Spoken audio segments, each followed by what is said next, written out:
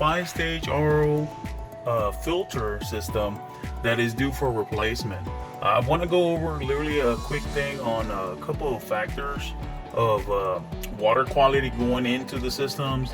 Whenever you do have a whole house filtration systems, the RO system lasts you longer and you don't have to replace it every 6 months. So if you do have a whole house filtration system, the impact and lifetime of the filters lasts you double. So what that means is if you do have a whole house filtration, the filters last you every 12 to 18 months. Literally, you have a sediment filter, CTO filter, GAC filter and CTO filter, and then you have a membrane, and then you have an inline on a 5-stage filter. If you have a filtration again, the 1, 2, 3 inline filter 4 needs to be replaced every 12 to 18 months. The membrane usually lasts you 2 to 3 years, depending on volume of water functioning. But again, if this filters last you double whenever you have a filtration. If you don't have a filtration, 1, 2, 3, 4 with the inline needs to be replaced every 6 months. The membrane will last you probably 1 year, sometimes 6 to 12 months, and then it just depends on the water quality coming in. So that's what we're gonna do today. We're gonna be the customer don't have a filter. The water impact quality literally damaged the whole entire filters. So we're gonna be replacing all the filters right now. If you have an alkaline system too, the 6-stage, that's the extra filter. We do recommend it again every 12 to 18 months. If you do have a filtration, if you don't have one, we do recommend every 6 months replacing all the filters. Again, you can call us. Give us a call at 346-405-0057, option 2 service, in case you want this change or any help for that. Thank you. Okay, now, so we are going to be changing this filter, or 5-stage. We're going to change all the filters today, including the membrane. So the first thing we do is we literally close the main water line coming in from the angle stop on the cold water. You got to locate where your cold water, this customer angle stop is literally right here. All we got to do is just close this one on an off position. Literally, sometimes you have either a valve or you have an angle right next to your angle stop that you can close it. But again, you close the first thing is you close the main water line. Second thing is you close your cold air retention tank. All you got to do is just turn it like that. Once you do that, you open up your faucet to release pressure out of the RO system. So all you do is just release pressure from the RO. Once you do that, literally it's time to change the filter cartridges. You do have a couple of wrenches. You have your wrench for your bottom canister to be replaced. And then you have your membrane wrench, usually on our 5 and 6-stage brand. Okay, now we're gonna be changing our bottom filters first. We usually on every installation leave a lot of slack on the cable, so you'll be able to kind of pull everything out. I do recommend the first thing to do is, cover the leak detector first so it won't get wet according to the sponge will trip at a later time. You just make sure that the leak detector is covered. We're gonna pull the whole RO system out. I do recommend also putting like a bowl, if you have a big bowl, to enable, to replace it. You will have a little bit of water coming out of this canisters. So the first thing is I usually kind of pull. Be careful with this, how you pull the cables. Make sure, again, you usually have a slack on it. Second thing is we recommend grabbing your wrench. You remove the first filter, will be a sediment filter. So first filter, it'll be a little bit tight, but you're gonna pull it towards you. This thing will spin out. We did again recommend putting a bowl in here. We already kind of empty a little bit of the water in the canisters. So first filter is your sediment trapper. I would recommend changing that one. Just gonna throw the filter out. So sometimes this will be really dirty. We recommend kind of wiping it out with a paper towel. So we already washed the canister. We cleaned it up a little bit because it was really filthy. Again, we changed the O-ring too over here. We're gonna put our next carbon. Again, there's right or a good way. There's no right good way. It really goes on that center slot. We'll screw this one in. Just tie it up. Make sure you don't cross thread it. Grab your wrench and tie it up hard. Let's go. Then the next one will be your GAC. Okay, I'm gonna show you again on this one. We'll show you how the O-ring is replaced. Again, there are 3 O-rings on the bottom of the canister. Or when you buy the RO filter through us, we'll send you 3 replacement O-rings. So, the O-rings literally on the one side is flat, and the other one you see kind of like curvy. The flat area goes in the canister area, and all you do is just tuck it into that groove that's in the back, just like that. Make sure it's all the way tucked in, so whenever you unscrew this, it won't leak on you. Okay, this is the last filter that we're gonna put, or CTO. Again, there's no right way, or you can put it either or way. Again, a lot of customers forget to put the seal. Don't forget it can drop off on you, but you just put it right into the current canister filter. This will prevent any leakage of clean and dirty water going into to your membrane. Again, that's how it goes. All you do again, the last step is just unscrew it. Just unscrew your canister, grab your wrench, and tie it up. Okay, tie it up canisters. All right. Next thing is we'll put this on the leak tray again, but the next filter will be your inline replacement. Okay, so we're gonna change our 5-stage inline filter now. It's due for that one. We're gonna remove the blue clips out of the filter cartridge. There's 2 blue clips at the very end. You can literally detach. Just be careful not to pull the cables out, but there's another clip right here. Recommend. So all you do is just push this little white holder, push it in, and then pull the yellow out while you push it at the same time. It will have a little bit of water coming out of here, okay? That's why we recommend that bowl. Okay, so the next one will be the next one on the inlet. Push that in again. It will come out. Okay, we're gonna put the new one in. We do recommend every time, whenever you order filter, we change it. We give you extra lining too, extra tubing. We recommend trimming the tubing out. Get a special. We have a special. You can buy them on Amazon or order it through us.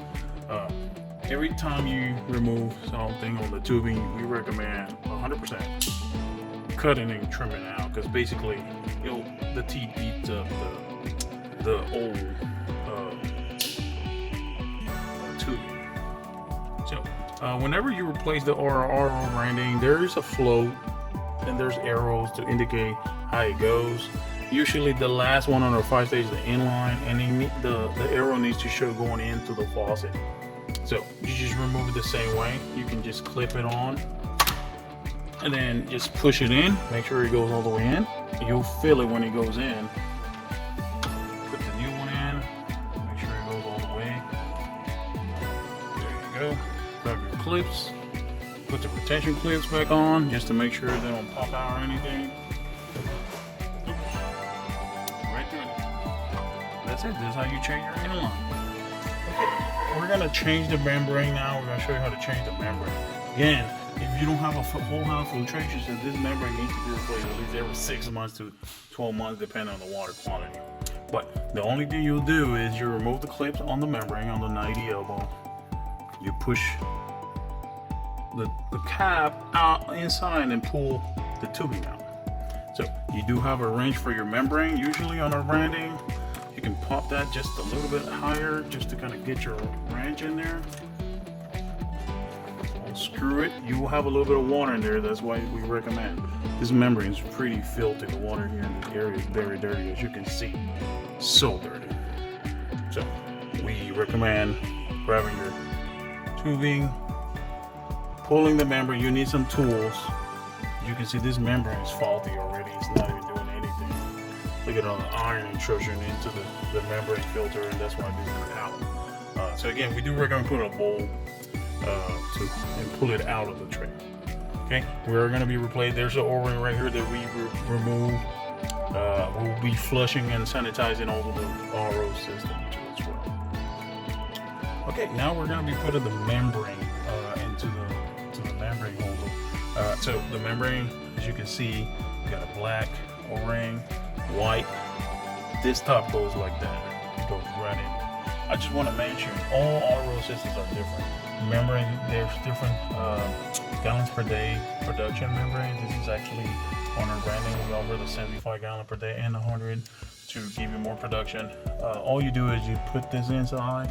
If you got some grease, you can put a little bit of grease into the black O-rings. There is also grease in here too. We recommend buying those on the side. All you gotta do is just push this all the way in. You'll feel when it sits inside. Once you do that, you put your, we changed the O-rings in here too as well. There's an O-ring where the adapter goes and screws back in. Again, there's a lot of things to do. A lot of customers just go ahead and call us. But in case you want to do it yourself, screw it up by hand, grab your little wrench, just pull it until you can. So again, I do recommend cutting off and trim it. Whenever you remove something, we do give you extra lining too. You push it all the way in, you'll feel what pops. Put your clip holder into the membrane. Then you'll feel it. That's how you change your membrane. Okay, we already changed all the filters now on our 5-stage RO system. We're gonna make sure everything's good and dry and push everything back to the way it was. So the next step is literally the tank. So now we're gonna open the tank. We still haven't even turned the inline yet. We haven't turned the main water line yet. We're gonna turn the tank on. We're gonna empty this tank and get the old water out of this tank. So as you see, we're flushing now, emptying this 3-gallon tank. While we emptying this 3-gallon tank, we're sanitizing and flushing the line. We do sell a powder inside. We already put it in there, and we're flushing out and emptying this tank. As soon as this tank is empty, we recommend adding at least 5 to 10 psi of the tank of air. There is literally there's either a blue knob on the back of the tank. On this tank, the knob is right here to add.